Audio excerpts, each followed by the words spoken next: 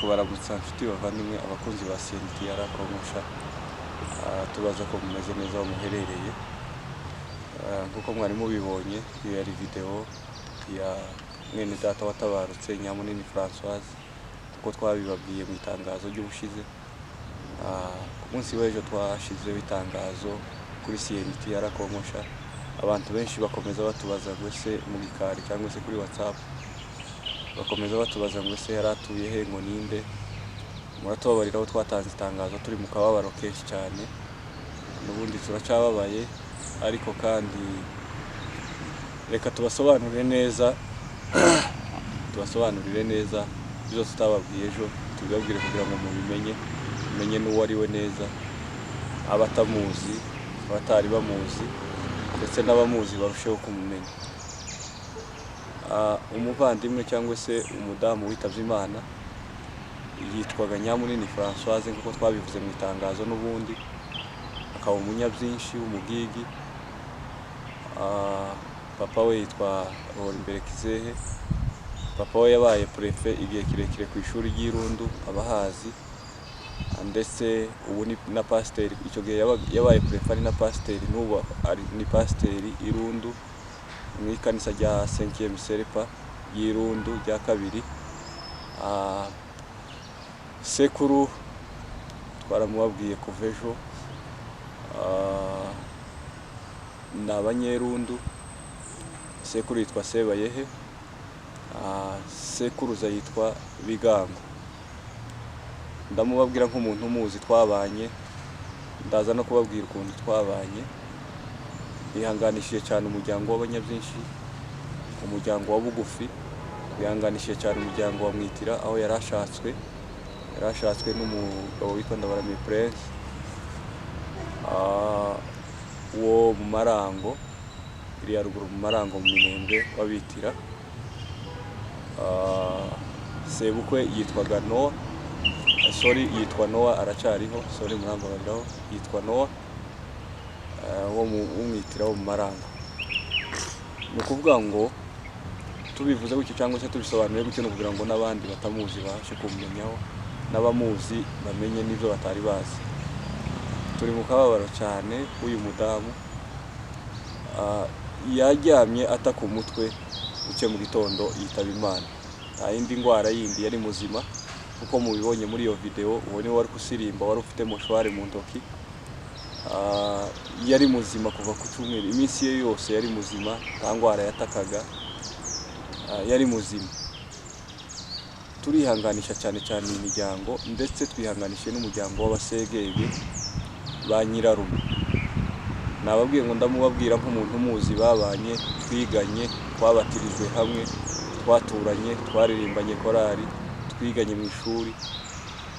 Umuryango w'abasegege narivuze nibo ba Nyirarume b'Irundu. Nanone ni ukuvuga ngo mu karere k'Irundu babuze umuntu w'ingirakamaro, umuntu w'umujambere, umuntu wari ukiri mutoya, umuntu bari bitezemwo byinshi cyane.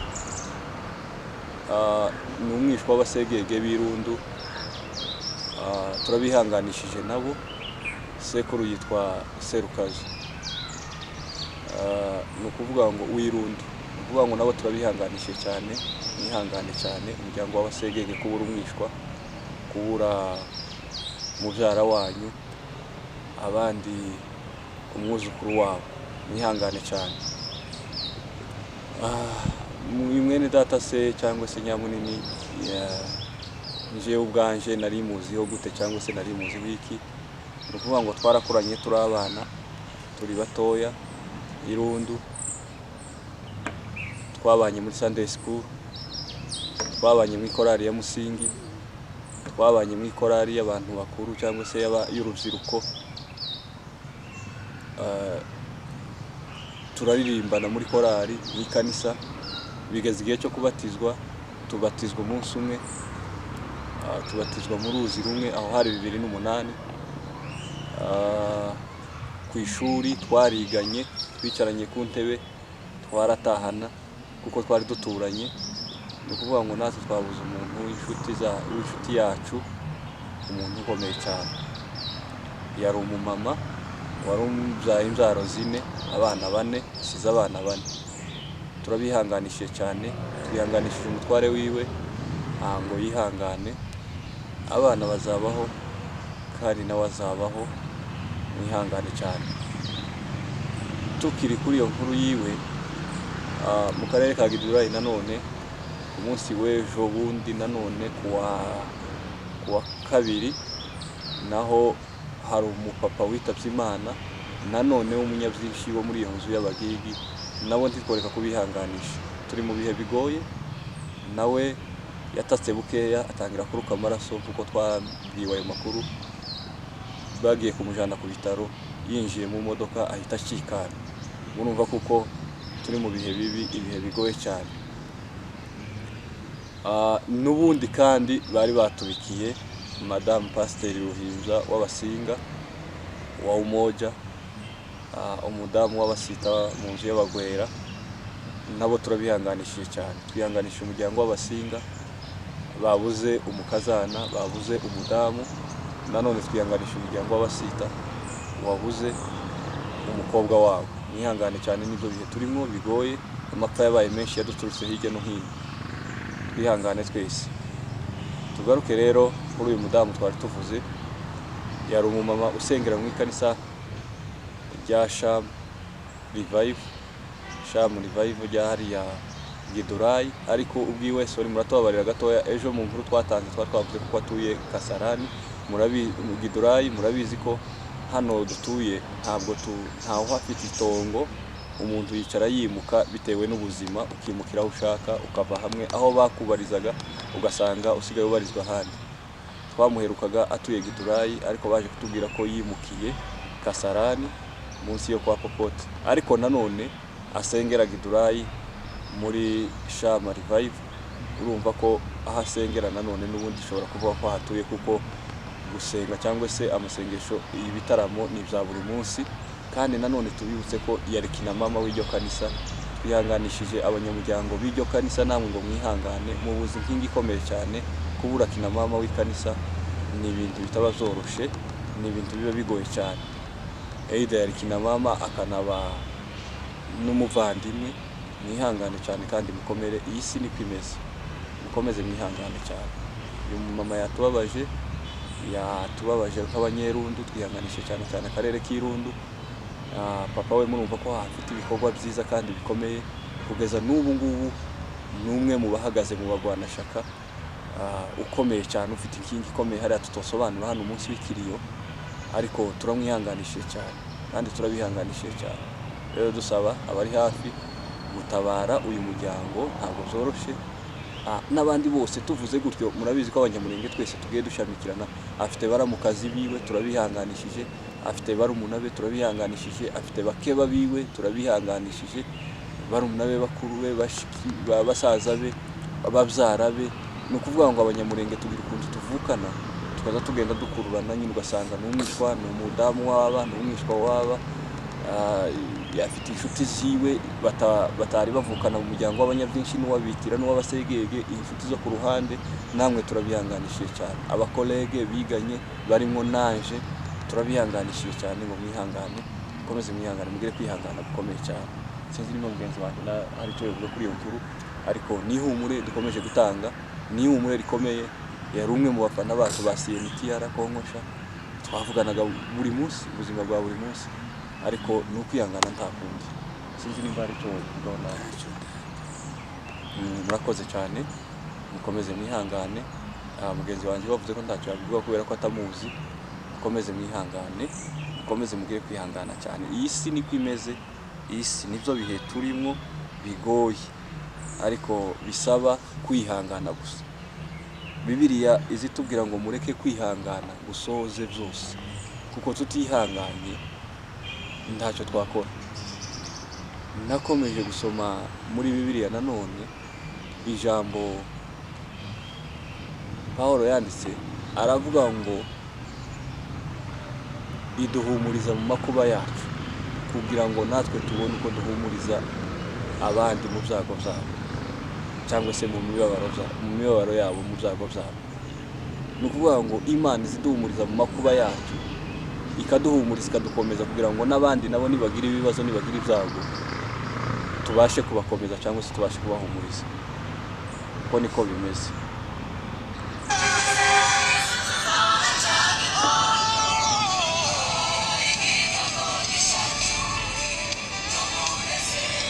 Aya mapfa ariho wowe urayavuga hirya. Umuntu ari mu kuryama ugahita yapfuye. Uriya bazavuga ngo kiri umwana nakazangira ngo bavuga ngo amagare ibihumbi ngo harimo ibyo yatugeneye. Njyewe nkamangira ngo wenda amafarasi atarasobanukirwa cyane. Buriya uko umuntu avuka aba Imana iba yaramugeneye, nta muntu uzuvuka bitari ku mupangu w'Imana. Iyo umuntu yahamagawe aba yarasoje imirimo Imana yamugeneye hano ku isi, kandi ni nayo nzira aho turi kurusha ndagira ngo niho heza kurusha aho dutuye.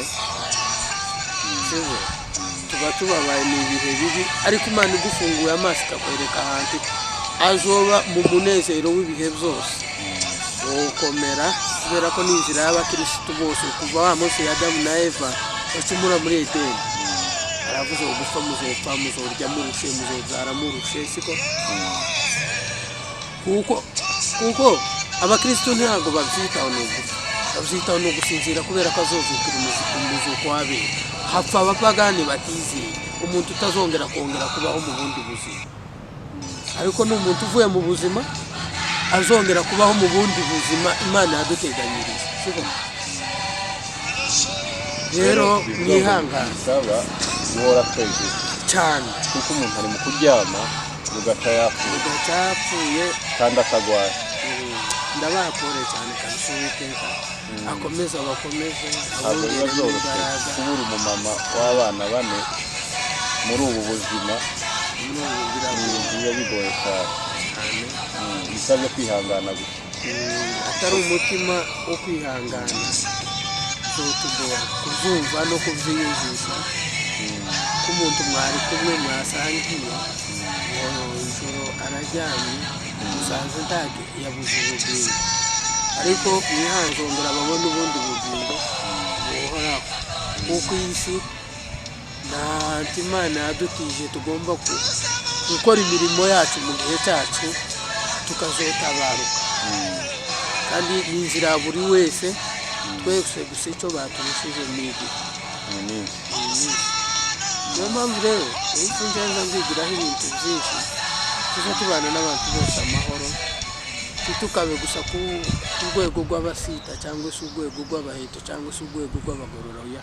Tuzabane ku rwego rw'umunyamurenge, ku rwego rw'ubwoko, kuko ntakiruta ubwoko sivuze, kandi Imana ikorera mu bwoko gusa.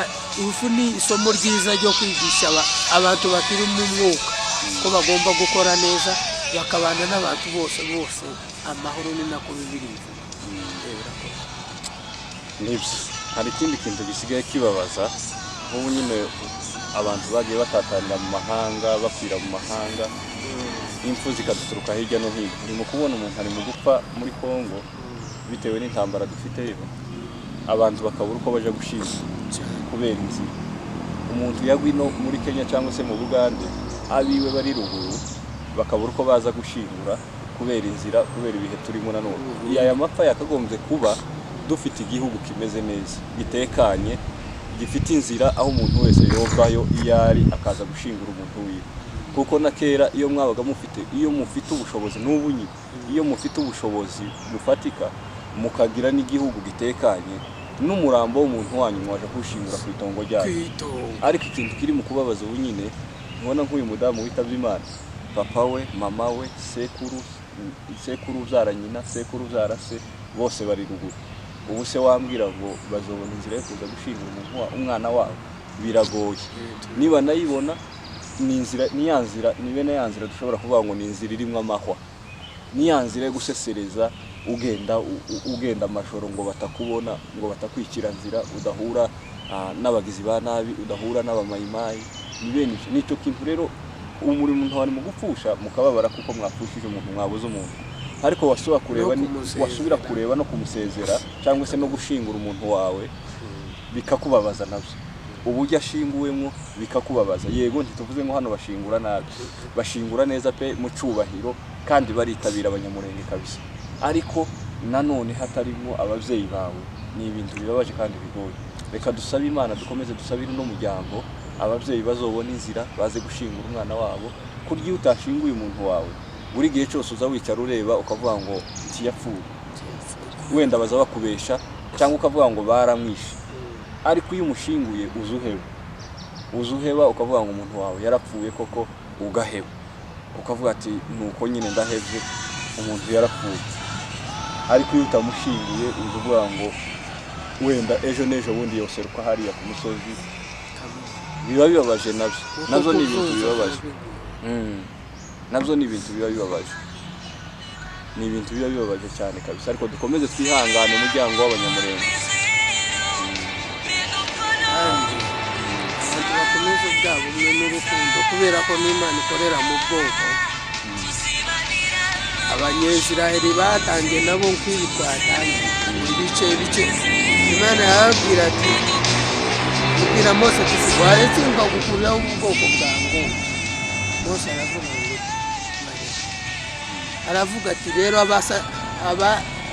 abafashe imico y'Abanyegiputa bazoshirira mu butayu, abo bo bazorimbukira mu butayu. Abenshi kabasa bagira ngo Egiputa naha hafi, bazaba muri Bibiliya baza basoma batareba kuri mapu y'isi, bakaba bumva ko ubwoko bw'Imana bwagorowe. Niyo mpamvu natwe hano turi atari kure kandi na Egiputa atari kure kuko bivuze. Ni ukuvuga ngo numva ngo Egiputa ntaha mu Buganda, ni ukuvuga ngo hari inzira ushobora kunyura ugahurukayo. Kandi kuriya abana b'Isiraheli iyo bavuga ngo batinze mu nzira, baragendaga bakagaruka hajya banyuze imyaka 40 kuko Egiputa na Isiraheli nta minsi ni amasaha abiri. Nta masaha abiri. Icyo batari bazi ni inzira, kuko baragendaga bakagaruka hajya bari bari. Yavuze kubera icyaha bakoze, Imana yavuze ngo si imyaka bagiye imyaka 40 mu butayu. Imyaka 40 niko kuvuga ngo aha ni Bugande. Ni ukuvuga ngo twebwe twari tutaravuka. Kubu urugendo rwatangiye twebwe tutaravuka rukageza n'ubu nyine kutungana ruri mu, kubera ko ari nje nawe ntiturageze iyo myaka 40. Ni ukuvuga ngo umwana wavutse yavukiye mu butayu, bashika muri Israel bashika Kanani ari umugabo mukuru. Kandi Bibiliya zitubwira ngo abagezeyo ni abavukiye mu butayu. Rero nshuti bavandimwe, twari ukwihanganisha uyu muryango, komeze mwihangane. Abanyakarere b'Irundi mwihangane rwose, Imana ibahe kwihangana, nta bihe bitagira iherezo. Iyi mibabaro yose izashira kandi izarangira. Bibiliya izitubwira ngo hahigwa bapfa bapfira mu mwami, ngo umwuka nawe ngurikiriza ngo baruhuke imihate yo muri iyi si. Ni ukuvuga ngo nawe araruhutse. Aba bose tuvuze, nubwo twakomeje kuvuga uyu mudamu wenyine, nuko ari we twamenye cyane, ariko nabo Paul, ababuze ababo bose, nabo batatu tuvuze baguye no muri Kenya nibo twamenye. Hari n'abandi baguye muri Kongo n'abandi gute. Ni ukuvuga ngo Esperance de vie ubu nyine taux de mortalité hejuru cyane. Dukomeze twihangane kandi dukomeze twitegure, ejo ni jewe, ejo ni wewe twogenda. Aba bararuhutse, niko Yesu yavuze, aravuga ngo ntimundirire ahubwo mwiririre mwebwe abasigaye muri isi mibabaro. Mureke natwe twiririre, tureke kuririra abadusize. Komeze mugire ibihe byiza, turabakunda cyane.